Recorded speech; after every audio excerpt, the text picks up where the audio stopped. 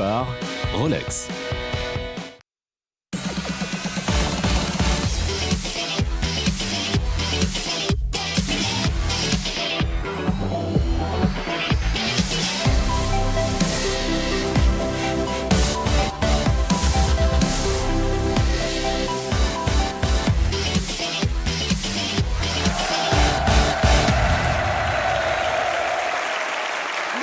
Bonsoir à tous et bienvenue dans Formula One. Ce soir, pas de monoplace pour décorer notre plateau puisqu'elle a laissé place à ces deux magnifiques moteurs Renault. À ma gauche, le moteur V8 qui a triomphé aujourd'hui au Grand Prix du Japon et à ma droite, le moteur V6 de 2014 dévoilé pour la première fois en public. Un véritable concentré de technologie sur lequel on reviendra en compagnie de Jean-Louis Moncet et Alain Prost. Mais pour l'heure, place au Grand Prix du Japon. Un départ exceptionnel, une trentaine de tours seul en tête, Romain Grosjean était le seul ce matin à faire face au Red Bull de Vettel et Weber. Mais il a dû céder sa seconde place dans les tout derniers tours de la course. Au final, c'est Sébastien Vettel qui l'emporte et se rapproche un peu plus d'un 4e titre mondial.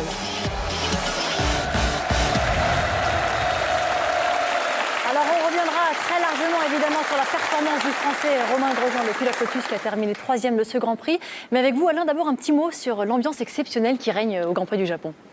C'est une ambiance très particulière parce que les Japonais ont une vision des pilotes notamment un peu différente de tout ce que l'on voit ailleurs. D'abord ce sont des dieux pour eux. Ils ont un respect assez incroyable. Ils ne sont pas fans comme on peut l'être ici en Europe ou ailleurs, où quand on aime un pilote, par exemple, on n'aime pas un autre. Non, ils sont tous considérés à peu près de la même manière. Un grand respect pour les vainqueurs, ceux qui gagnent, bien entendu. Mais c'est un public absolument exceptionnel qui va rester sur la piste très très tard ce soir. Donc c'est la fête aussi en même temps.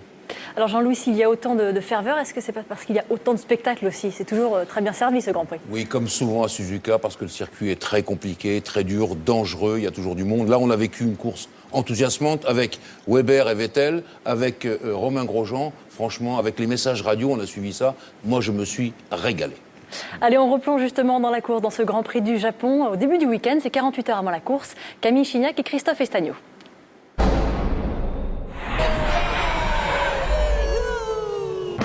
De la démesure, de l'exubérance, un enthousiasme débordant, c'est tout le charme de Suzuka.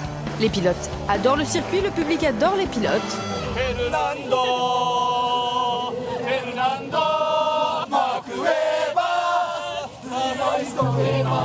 Au Japon, la Formule 1, ça les rend tous dingues. The fans are very special. Them have, a special dress they put and Red Bull gear. And this morning there were a couple of guys dressed up as a Red Bull can.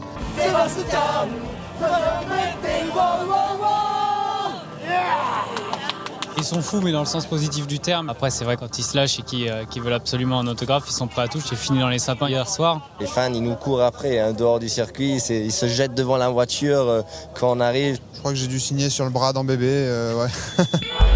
Avec plus de 120 000 spectateurs, le Grand Prix japonais est l'un des plus populaires de la saison. Le paddock et les tribunes ne désemplissent jamais et la chasse aux autographes ne s'arrête pas. Elle est belle, hein? Ouais, la voiture est belle.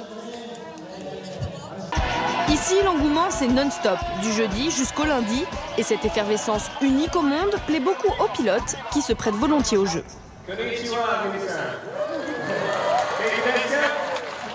J'étais à Tokyo pendant 2 jours et le cuisinier de l'hôtel était un fan de Formule 1. Il m'a dit « Oh, moi je viendrai lundi. » Et apparemment, ils ont même un après-Grand Prix show qui a lieu lundi dans les tribunes ici. Chez Marussia, on a tenté l'expérience cuisine locale avec un cours particulier de fabrication de sushi. J'aime pas les sushis. Donc du coup, je les fais là, mais je peux pas les manger. Ambiance sourire et détente donc. Nico fait rire Jenson, qui fait rire Marc, qui fait rire Lewis. Il y a quelque chose dans l'air à Suzuka. Même Fernando Alonso fait le clown. Bon, un peu malgré lui, c'est vrai.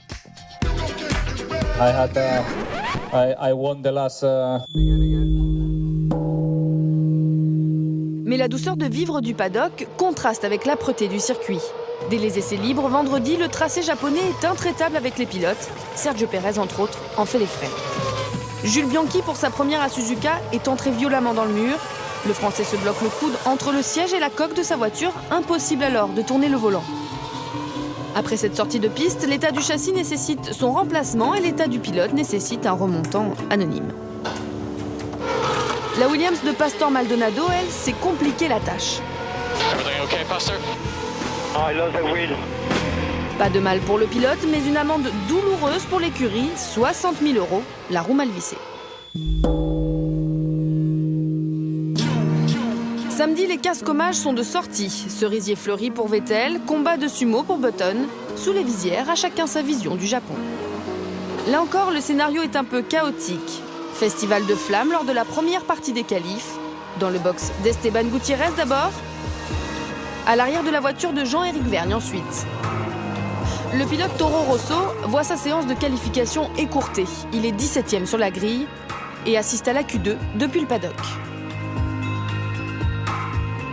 À l'origine de l'incendie, un blocage inexpliqué des freins. Une mésaventure mécanique de plus à ajouter à la longue liste du Français.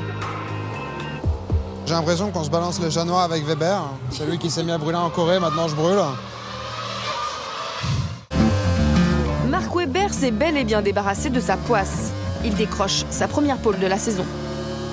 Today was Seb's day to not have all of the weapons in place for him to do the job, and it was good for me to capitalise on having everything in favour for me, and we got the pole position. Car l'Australien a légué une partie de sa malchance à son coéquipier. Gêné toute la matinée par des problèmes de Kers, Sébastien Vettel part à la faute en Q3. Derrière, grosse désillusion pour Fernando Alonso, qui ne se place que 8e sur la grille. Romain Grosjean, lui, réalise le 4e temps. Mark Webber a donc su profiter d'une défaillance de son coéquipier et le devance pour la première fois cette année. Et priver Sébastien Vettel de sa première place adorée, cela fait plaisir à beaucoup de monde.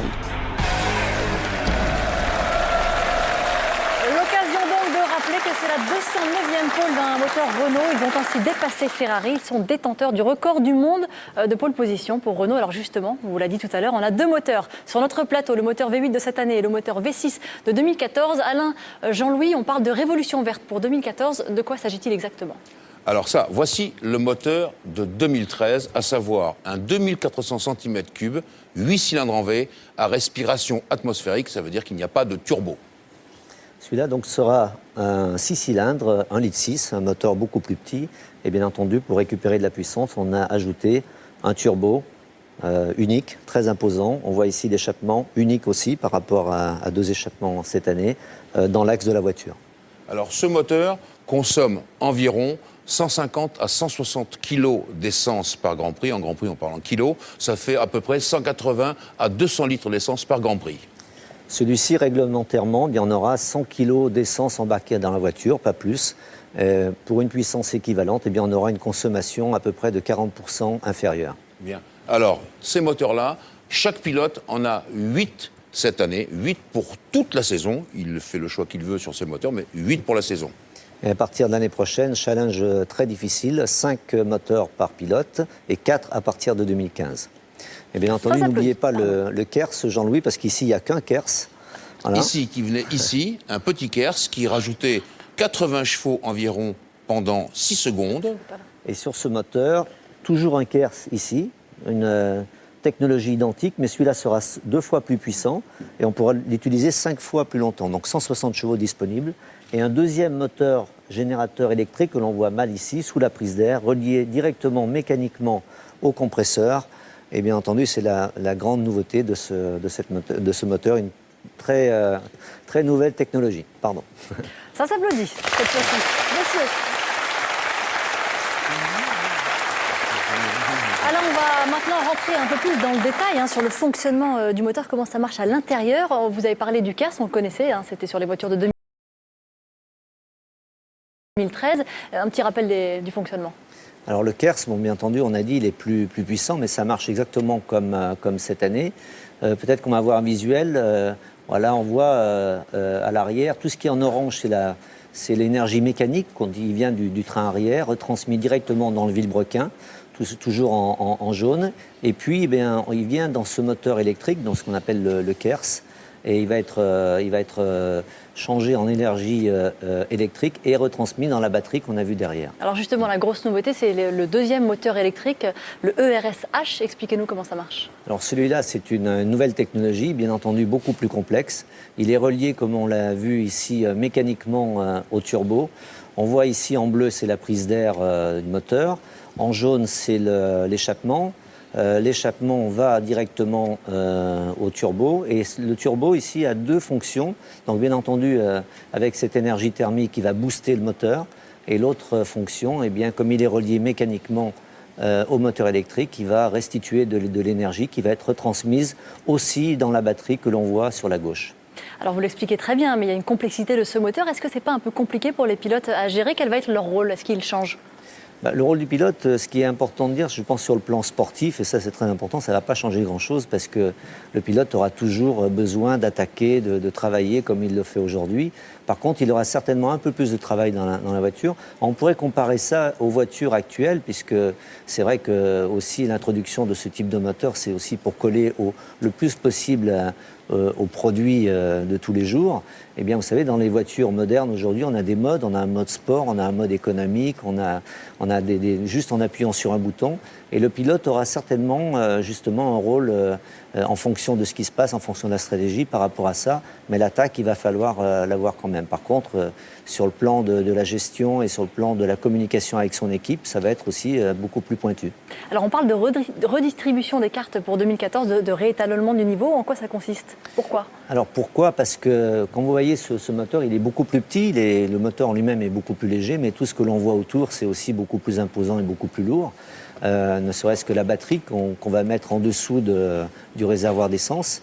Et il faut un échangeur ou deux d'ailleurs pour certaines équipes, on ne sait jamais, pour le turbo, donc c'est très imposant.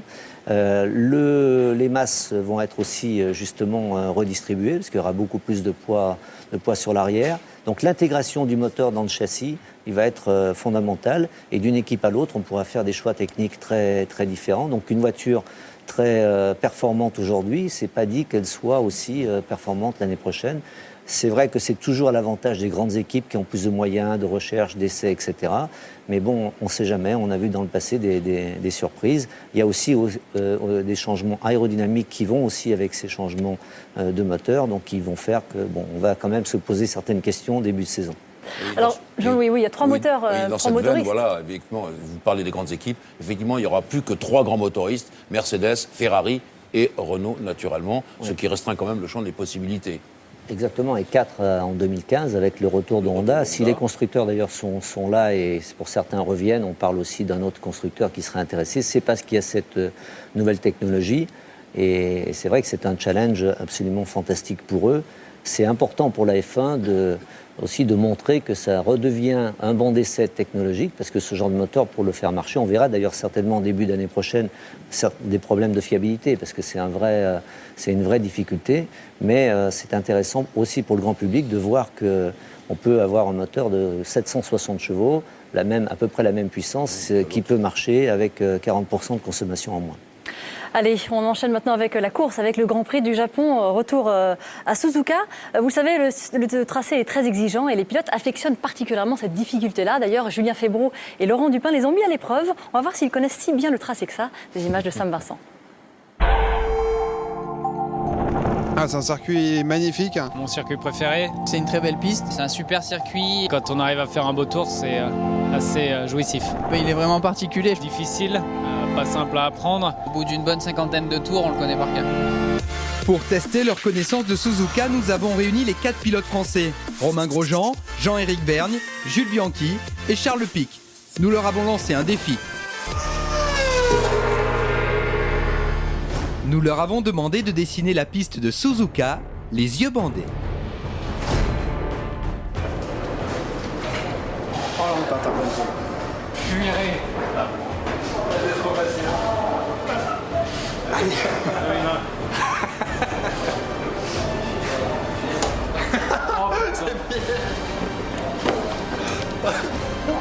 Excuse-moi.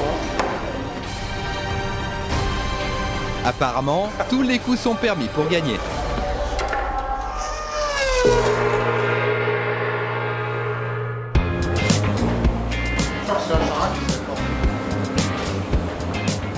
En 15 secondes, Romain Grosjean a fini. Les autres se perdent un peu en route. Jules, ça se passe bien? Non, plus maintenant. Ah, sortie de piste? Fais un petit bac là. Ouais, il manque. Non, mais je le mets de côté, tu vas finir sur ma feuille. Je peux continuer sur la tienne, Jules, ou pas? Je vais où, moi? Romain Grosjean patiente depuis 1 minute. À côté, ça avance, plus ou moins. J'ai fait à peu près correct, mais je suis dans la mauvaise direction. Là. Donc j'ai dû faire une erreur quelque part. Après 2 minutes, les chefs-d'œuvre sont enfin terminés.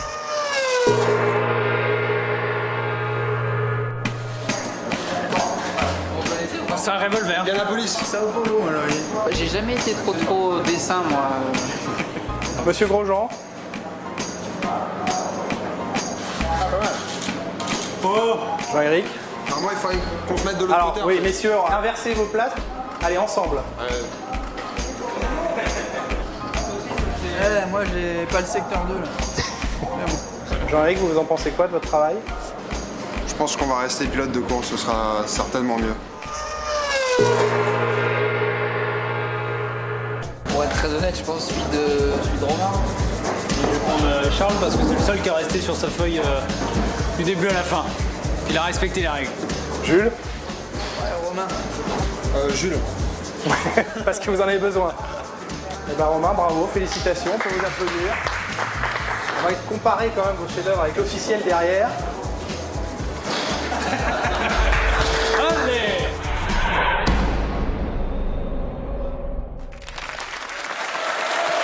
Eh oui, il avait bien en tête le tracé, Romain Grosjean. C'est peut-être ça qui lui a fait faire un podium aujourd'hui. En tout cas, Jean-Louis, quand il est bien dessiné, c'est un des plus beaux circuits du monde. Oui, je pense. D'habitude, vous savez, on met des points rouges aux points clés du circuit. Et là, franchement, tout le circuit est rouge parce que c'est comme à Monaco ou à Francorchamps. En plus, lui, il est dangereux. Voilà, il n'y avait qu'une seule zone de DRS en vert, vous l'avez. Mais lui, c'est dangereux, notamment ce virage sur le pont qui est le 131. Très, très, très difficile. C'est pour ça, d'ailleurs, qu'on se régale.